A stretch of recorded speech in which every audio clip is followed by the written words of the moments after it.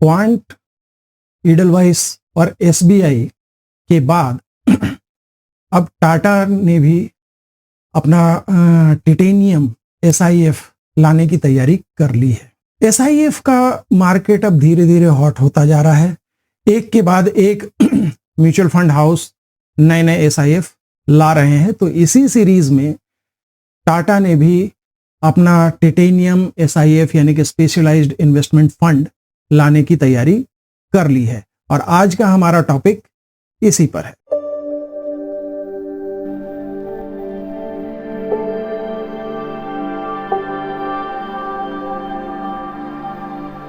Hello, welcome, नमस्कार, स्वागत है आपका हमारे शो मुकेश टॉक पे, जहां हम बात करते हैं पैसों की, पैसों को बचाने की और पैसों को बढ़ाने की भी। भाई अगर बात पैसों की करनी है तो दोनों देखना पड़ेगा, पहले बचाना पड़ेगा तब तो बढ़ेगा। अगर पहले ही डूब गया तो बढ़ाएंगे किस चीज को। और एसआईएफ एग्जैक्टली यही करने के लिए लाया गया है कि एसआईएफ का पहला टारगेट है कि पैसा बचाया जाए और खास तौर पे जब मार्केट गिर रहा हो। और आपको तो मालूम है कि पिछले एक साल में निफ्टी ने नेगेटिव रिटर्न दिया है। जब लगता है कि अब स्थिति सुधर रही है तो मार्केट फिर थोड़ा सा नीचे आ जाता है। ऐसी ही स्थिति से बचने के लिए ये एसआईएफ लाया गया है। एसआईएफ क्या है? अरे आपको नहीं पता? भाई इस पे लंबी वीडियो बना चुके हैं। चलिए एक बार फिर से बात करते हैं एसआईएफ की। एसआईएफ क्या है? Specialised investment fund. इससे पहले यानी कि एसआईएफ आने से पहले लोगों के लिए जो इन्वेस्टमेंट के तरीके थे स्टॉक मार्केट में, एक तो बहुत उत्साही लोग होते हैं जो बहुत कोशिश करते हैं कि वो खुद ही स्टॉक मार्केट में घुस जाएं और स्टॉक मार्केट से पैसे कमाएं।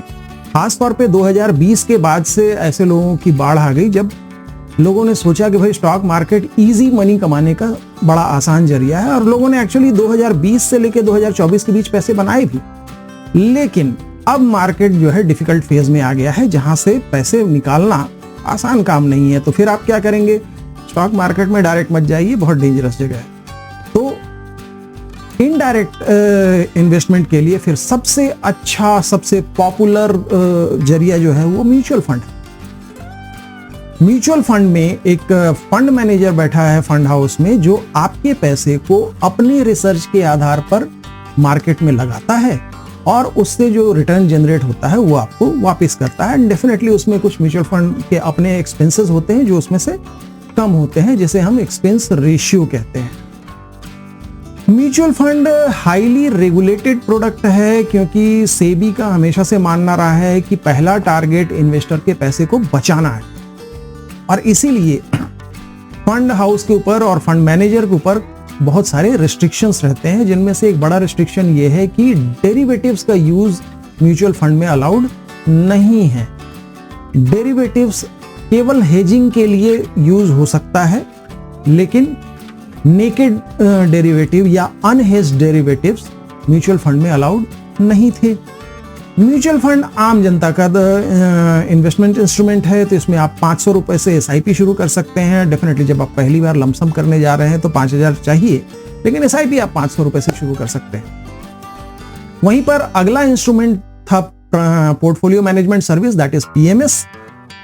PMS in general mutual fund के मुकाबले अच्छा रिटर्न जनरेट करता है इन जनरल, हाइपोथेटिकली, है ना। वो इसलिए क्योंकि म्यूचुअल फंड के पास बहुत पैसा आता है और इनका जो एसेट अंडर मैनेजमेंट होता है वो काफी ज्यादा होता है। और म्यूचुअल फंड का अपना जो वजन है वही इसके लिए इसकी चाल को धीमी करने में सहायक होता है। जबकि पोर्टफोलियो मैनेजमेंट सर्विस में जो एयूएम होता है 150 करोड़, 200 करोड़, 300 करोड़, 1000 करोड़ ज्यादा ज्यादा ये होता है, तो उनके लिए क्विक इन और क्विक आउट बहुत आसान होता है और इसी वजह से वो अच्छा रिटर्न जनरेट कर पाते हैं। म्यूचुअल फंड के मुकाबले इन एनी गिवन ईयर 5 से 15% तक ज्यादा वो रिटर्न जनरेट कर पाते हैं। क्यों? क्योंकि पीएमएस में जो फंड मैनेजर होता है वो आपको पर्सनलाइज सर्विस देता है। आप फंड मैनेजर को कह सकते हैं कि भाई मेरे को अभी आईटी का सेक्टर अच्छा नहीं चल रहा, मुझे आईटी के स्टॉक चाहिए ही नहीं मेरे को पोर्टफोलियो में, या फॉर दैट मैटर आप कह सकते हैं कि मेरे को माइक्रो कैप या स्मॉल कैप नहीं चाहिए मेरे पोर्टफोलियो में, तो वो आपके हिसाब से करते हैं। और in general hypothetically mutual fund से ज्यादा रिटर्न जनरेट करते हैं। लेकिन पोर्टफोलियो मैनेजमेंट सर्विस में इन्वेस्टमेंट के लिए जो मिनिमम थ्रेशोल्ड है वो है 50 लाख, और 50 लाख मिनिमम एक पीएमएस में डालने की स्थिति में ज्यादातर मिडिल क्लास फैमिलीज नहीं होते। तो पीएमएस बेसिकली जिनके पास बहुत पैसा है उनके लिए एक अच्छी सर्विस थी है। इसके अलावा और जो बड़े कस्टमर हैं उनके लिए फिर AIF है, अल्टरनेटिव इन्वेस्टमेंट फंड, लेकिन उसमें जो मिनिमम इन्वेस्टमेंट चाहिए वो 1 करोड़ रुपए चाहिए।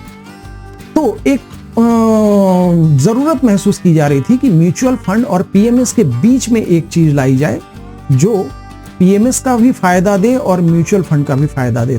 तो अभी मैंने म्यूचुअल फंड और पीएमएस के बीच का वो डिफरेंस बताया, लेकिन साथ में आपको ये भी जानना चाहिए कि म्यूचुअल फंड में फंड मैनेजर जितने स्टॉक खरीदते या बेचते हैं उसके जो ट्रांजैक्शन चार्जेस हैं या ब्रोकरेज है उसका भार कस्टमर के ऊपर नहीं आता है ना। तो जबकि पीएमएस के केस में सारे ट्रांजैक्शन चार्जेस, सारे ब्रोकरेजेस, सारे चीजें जो है वो कस्टमर को पे करनी होती हैं। साथ ही म्यूचुअल फंड में जो टैक्सेशन है वो बहुत इजी है। लॉन्ग टर्म कैपिटल गेन 1 साल के बाद शुरू होता है। अगर आप 1 साल से ज्यादा रखते हैं तो आपको 12.5% का टैक्स है। जबकि पीएमएस में क्योंकि फंड मैनेजर हर स्टॉक के लिए 1 साल इंतजार नहीं करेगा, अगर उसको लगता है कि 10 महीने में अच्छा रिटर्न बन गया है और निकल जाना चाहिए तो वो निकल जाएगा। इन दैट केस STCG बनती है, शॉर्ट टर्म कैपिटल गेन, जो कि कस्टमर को पे करनी होती है। तो इन दोनों चीजों की खूबियों और खामियों को मिलाकर एक प्रोडक्ट बनाया गया SIF, जिसमें मिनिमम इन्वेस्टमेंट 10 लाख है और आज की तारीख में ज्यादातर मिडिल क्लास फैमिली बड़े आराम से 10 लाख का इन्वेस्टमेंट कर सकते हैं एक मुश्त। तो SIF में डेरिवेटिव्स अलाउड है, नेकेड डेरिवेटिव अलाउड है, शॉर्ट साइड में 25% और लॉन्ग साइड में अप टू 75% ये अलाउड है।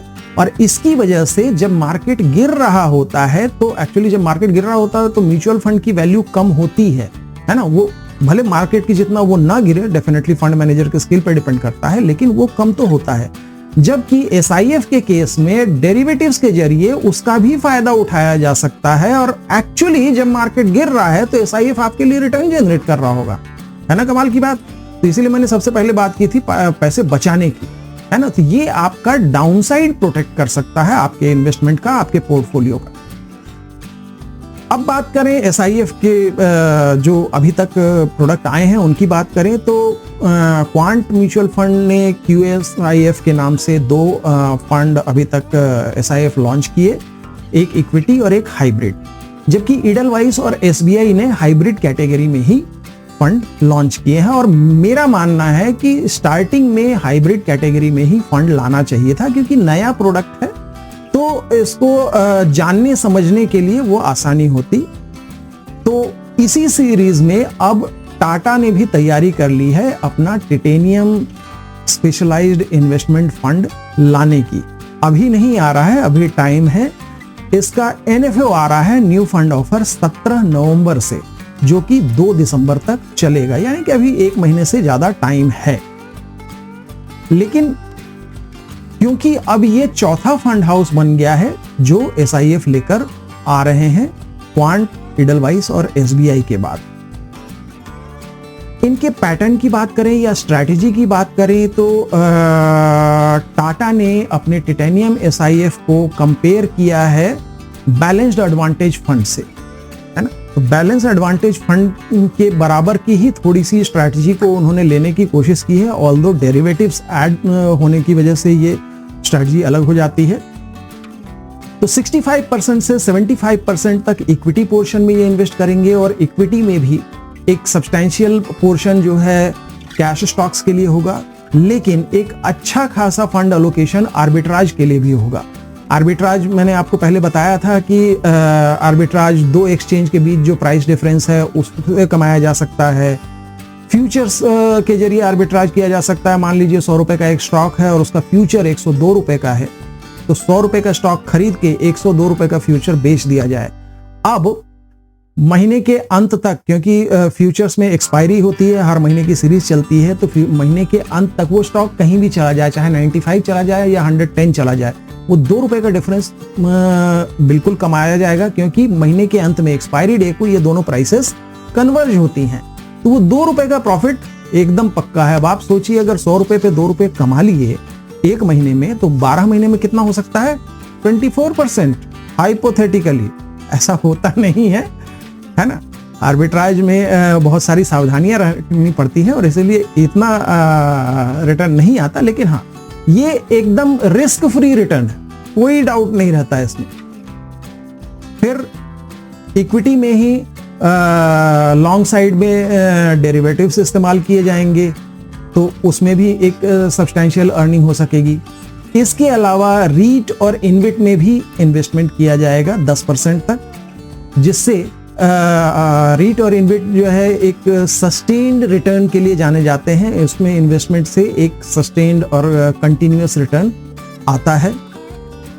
25 से 35% टाटा ने डिसाइड किया है कि डेट में इन्वेस्टमेंट करेंगे, जिससे एक डेट भी जो है एक फिक्स्ड इनकम है जो लगातार आता रहता है और उसमें वॉलेटिलिटी बहुत कम होती है।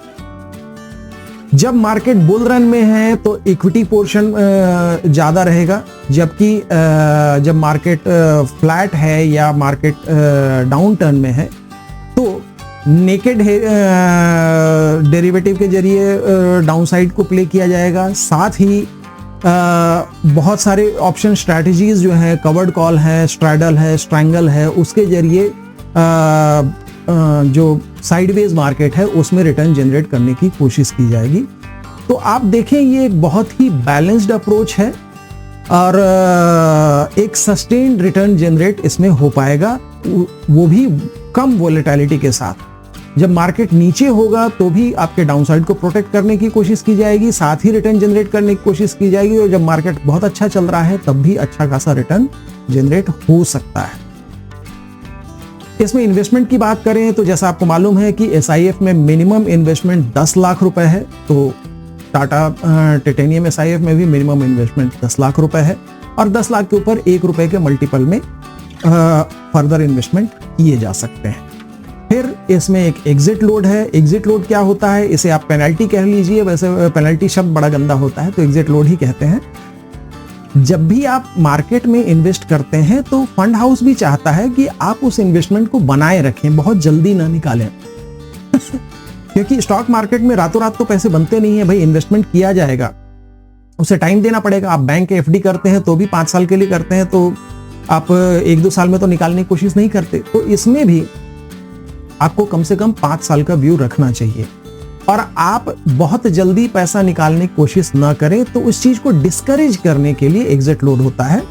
तो टाटा के टाइटेनियम SIF में जो एग्जिट लोड है वो 1% है और 1 साल के लिए है। तो पहले 1 साल में अगर आप पैसे उसमें से निकालते हैं तो आपको टोटल वैल्यू का 1% तक एग्जिट लोड लग सकता है।